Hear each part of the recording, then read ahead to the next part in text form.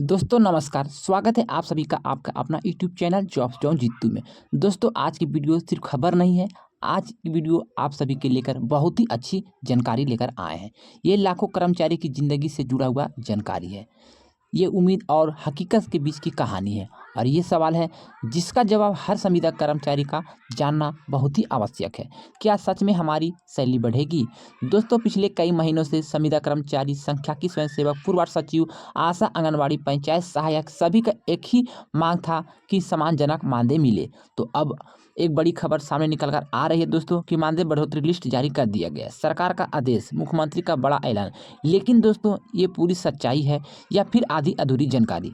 आज हम आपको पूरी विश्लेषण, पूरा गणित और पूरी सच्चाई के साथ आपको यहाँ पे बताने वाले हैं। लेकिन उससे पहले मैं आपसे छोटी सी रिक्वेस्ट करेंगे कि अगर आप लोग चैनल पर पहली बार जुड़े हैं तो चैनल को सब्सक्राइब कर लीजिएगा। वीडियो अगर पसंद आएंगे तो वीडियो को लाइक कीजिएगा, वीडियो को शेयर कीजिएगा, साथ में बेल आइकन को दबा लीजिएगा, जिससे कि भविष्य में कोई भी अपडेट, कोई भी जानकारी आए जिसकी सूचना सबसे पहले आपको टाइम पर नोटिफिकेशन के माध्यम से प्राप्त हो। दोस्तों सबसे पहले समझिए, ये फैसला अचानक नहीं आया, पिछले एक लंबी कहानी है, यानी इनके पीछे एक बहुत बड़ी कहानी है। लगातार प्रदर्शन, यूनियन का दबाव, चुनावी माहौल और इसी बीच राज्य के मुख्यमंत्री नीतीश कुमार ने एक बड़ा संकेत भी दिया है कि संविदा कर्मचारी का मानदेय पर गंभीर विचार चल रहा है और यही से शुरुआत हुई है पूरी कहानी। दोस्तों सूत्र के अनुसार मुख्यमंत्री स्तर पर एक बड़ी समीक्षा बैठक हुई जिसमें विभिन्न विभागों के अधिकारियों को बुलाया गया और खास तौर पर चर्चा हुई हटाए गए कर्मचारियों पर, जो संविदा कर्मचारियों के भविष्य पर और सबसे अहम है सेवा समायोजन पर। सीएम ने साफ शब्दों में कहा कि किसी भी कर्मचारी के साथ अन्याय नहीं होना चाहिए और वह संभव है कि पुनः सेवा समायोजन का रास्ता निकाला जाएगा।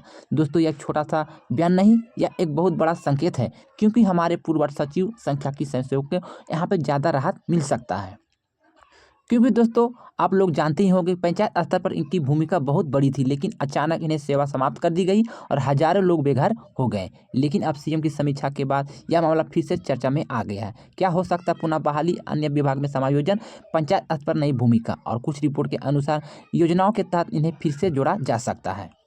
क्योंकि दोस्तों हमारे पूर्व सचिव, सांख्यिकी स्वयंसेवक को लेकर सरकार लगातार इन पे समीक्षा बैठक कर रही थी और समीक्षाएं चल रही थी। तो यहाँ पे एक अच्छी जानकारी निकल कर आ रही कि फिर से इन्हें सेवा दिया जाएगा। दोस्तों सांख्यिकी स्वयंसेवक की बड़ी भी राहत मिलेगी, क्योंकि सांख्यिकी स्वयंसेवक सर्वे, डेटा कलेक्शन, सरकारी योजनाओं की अहम भूमिका निभाई थी।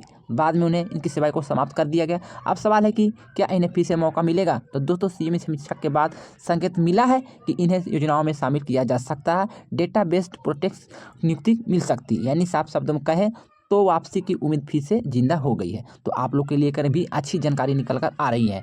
दोस्तों बस आप लोग लगातार हमारे चैनल से जुड़े रहिएगा, क्योंकि आप लोग के लिए कोई भी नया लेटर, कोई भी ऑफिशियल लेटर आएंगे जिसकी सूचना सबसे पहले मैं आपको यहाँ पर बताते रहेंगे। मानदेय बढ़ा, लेकिन कितना और किसका?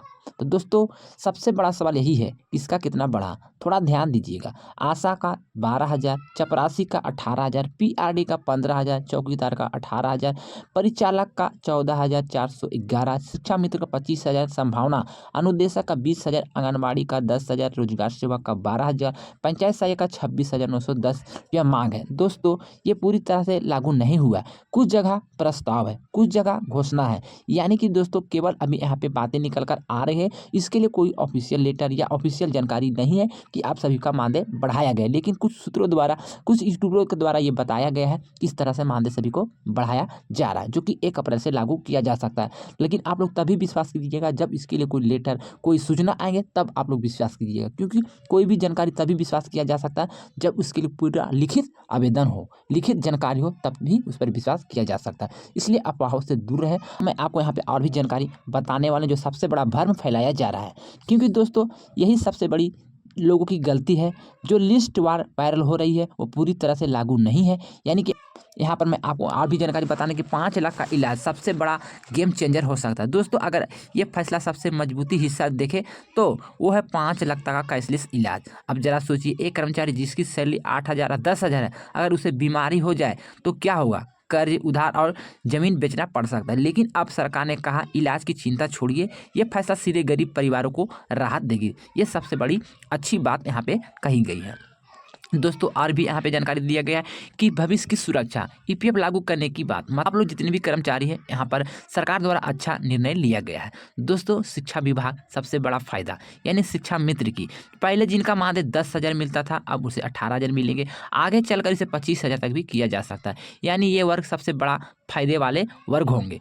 दोस्तों मेहनत का भी पीआरडी जवान थे उनको 500 रुपये प्रतिमाह दिया जाएगा, यानी कि महीने के 15,000 रुपये प्रतिमाह मिलेंगे, प्लस में उनको 5 लाख की सुरक्षा दिया जाएगा। ये बड़ा सवाल है दोस्तों, और ये जो मैं जानकारी बता रहे हैं केवल बिहार के लिए नहीं, ये यूपी से ज़्यादा जानकारी निकल कर आ रही है, क्योंकि यूपी सरकार ने ये घोषणा कर दिया है। आगे चलकर ये नहीं कहिएगा कि ये सब जानकारी पूरे बिहार में लागू हुआ, नहीं दोस्तों, ये जानकारी यूपी में लागू किया गया है, यानी कि कुछ कुछ बिहार में भी लागू किया गया है, लेकिन अधिकतर जानकारी जो मैं बता रहे हैं ये यूपी के जितने भी कर्मचारी उनको लिए बता रहे हैं। तो दोस्तों अब बात कर लेते हैं पंचायत सहायक की, सबसे ज़्यादा नाराज, यानी कि कोई बढ़ोतरी नहीं किया गया है। इनका मांग था कि हम सभी का मानदेय 26,910 रुपये प्रतिमाह दे, और अब आंदोलन की चेतावनी भी दे चुके हैं। दोस्तों कंडक्टर यानी कि नया सिस्टम किलोमीटर रेट की दर से, यानी कि 18,000 सैलरी मिलेंगे, प्लस इंसेंटिव भी दिया जाएगा। दोस्तों अब बात कर लेते हैं रोजगार सेवा की अधूरी कहानी, यानी कि इनका प्रस्ताव 12,000, मांग था 30,000, अभी भी फैसला अधूरा है। दोस्तों अब बात करते हैं महिला कर्मचारियों की स्थिति, आशा आंगनवाड़ी अभी भी कम सैलरी में जी रही है और कम सैलरी में काम करे, लेकिन उम्मीद अभी भी लगाई बैठी है। चुनाव का असर, दोस्तों सबसे बड़ा सच है ये फैसले अभी क्यों आए, अब चुनाव, सरकार दबाव, कर्मचारी वोट बैंक। दोस्तों आगे क्या होगा, तो विभाग में बढ़ोतरी होंगे, यानी कि जितने भी विभाग के कर्मचारी उनके सैलरी में बढ़ोतरी किया जाएगा। पंचायत सहायक पर फैसला और महिला कर्मचारी को राहत भी मिल सकते हैं। तो असली दर्द क्या है दोस्तों, ये सिर्फ आंकड़े नहीं है, इन लोगों की कहानी है जो दिन रात काम करते हैं लेकिन फिर भी संघर्ष करते हैं।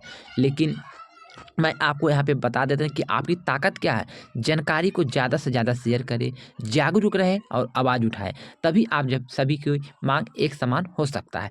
दोस्तों अगर आप चाहते हैं कि हर कर्मचारी को उनका हक मिले, सभी का मानदेय बढ़े, कोई भी ना पीछे रहे, तो इस वीडियो को ज़्यादा से ज़्यादा अपने यार दोस्तों को शेयर करें और चैनल जॉब जॉन जीतू को सब्सक्राइब जरूर करें, क्योंकि यहाँ पर सिर्फ खबर नहीं बल्कि सच्चाई दिखाई जाती है।